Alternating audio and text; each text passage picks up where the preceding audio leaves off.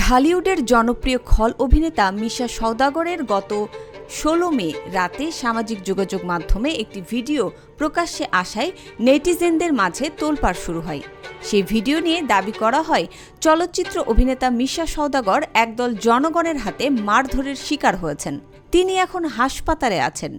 ঘটনাটি অনেকেই বিশ্বাস করেন।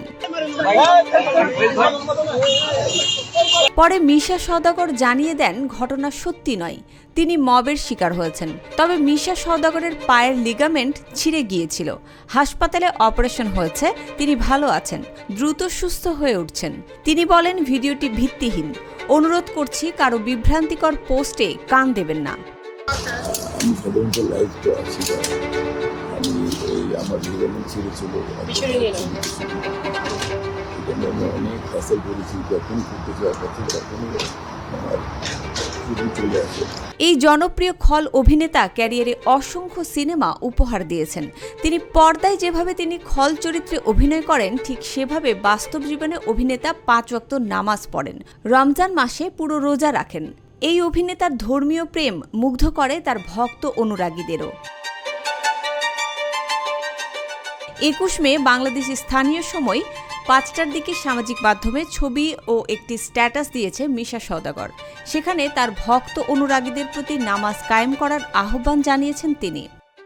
রান্নাঘর না হোক কান্নাঘর, গাজী কিচেন হুড স্বাচ্ছন্দ্যময় রান্নাঘরের বিশ্বস্ত সঙ্গী। অভিনেতার পায়ের অস্ত্রোপচারের একটি ছবি শেয়ার করে মিশা লিখেছেন, সুস্থ বা অসুস্থ যে অবস্থায় থাকেন না কেন, নামাজ কায়েম করতেই হবে। আল্লাহ আমাদের সবাইকে নামাজ পড়ার তৌফিক দান করুন। সামাজিক মাধ্যমে মিশা সওদাগরের এই পোস্টটি ভাইরাল হতেই তার ভক্ত অনুরাগীরা সহমত প্রকাশ করেছেন। মন্তব্যের ঘরে অনেকেই তার প্রশংসায় ভেসেছেন। উল্লেখ্য, ২০১৬ সালে শাফিউদ্দিন শাফি পরিচালিত মিসড কল সিনেমায় বৃহন্নলার তৃতীয় লিঙ্গ চরিত্রে অভিনয় করেছিলেন মিশা সওদাগর।